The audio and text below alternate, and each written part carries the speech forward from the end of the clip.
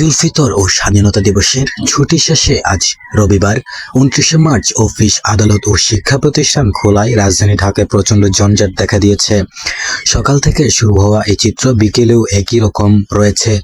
যাত্রীদের ফিরতি চাপে রাজধানীর প্রবেশ মুখগুলোতে ভোগান্তির চরম আকার ধারণ করেছে। সাইনবোর্ড থেকে যাত্রাবাড়ি হয়ে গুলিস্তান পর্যন্ত ফ্লাইওভারে তীব্র জঞ্জাট দেখা গেছে। সৈয়দাবাদ টার্মিনাল ও সংলগ্ন এলাকায় দূরপাল্লার বাস থেকে নেমে যাত্রীরা গন্তব্যে পৌঁছাতে রিকশা বা সিএনজির জন্য হিমশিম খাচ্ছেন। শনিবার 28 মার্চ সকাল থেকেই যমুনা ব্রিজের পশ্চিম প্রান্ত থেকে সিরাজগঞ্জের কুদ্দর মোড় পর্যন্ত 10 কিলোমিটার লম্বা জঞ্জাটের সৃষ্টি হয়েছিল। ঢাকামুখী যানবাহনের এই চাপ আজও কমেনি। দূরপাল্লার বাস থেকে যাত্রী নামানোর পর বাসগুলো দীর্ঘক্ষণ আটকে থাকায় টার্মিনাল এলাকায় জট লেগে যায়।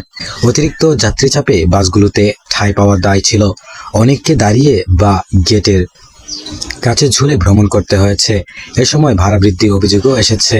কামালপুর রেল স্টেশন সহ বিভিন্ন স্টেশনে ট্রেনগুলোর ধারণ ক্ষমতার চেয়েও 3 গুণ বেশি যাত্রী নিয়ে ঢাকায় ফিরছে। অনেক যাত্রী টিকিট না পেয়ে ছাদে বা দরজায় চড়ে এসেছেন। এসি কোচেও অনুমোদিত যাত্রীর ভিড় ছিল। জঞ্জাটের মাঝেই ট্রাফিক আইন লঙ্ঘনের ঘটনা ঘটেছে। শনিবার 28 মার্চ ঢাকা মহানগর পুলিশের ট্রাফিক বিভাগ রাজধানীর বিভিন্ন এলাকায় ট্রাফিক আইন লঙ্ঘনের দায়ে মোট 1266টি মামলা করেছে। এর মধ্যে সবচেয়ে বেশি 415টি মামলা হয়েছে গুলশান বিভাগে। পরিস্থিতি নিয়ন্ত্রণে আজ 29শে মার্চ সকাল 11টায় সচিবালয়ে সড়ক পরিবহন ও সেতু মন্ত্রণালয়ের আয়োজনে একটি উচ্চ পর্যায়ে বৈঠক অনুষ্ঠিত হয়েছে। বৈঠকে সড়ক দুর্ঘটনা রোধ ও ট্রাফিক ব্যবস্থায় উন্নয়নের তাৎক্ষণিক পদক্ষেপ নেওয়ার বিষয়ে আলোচনা হয়েছে।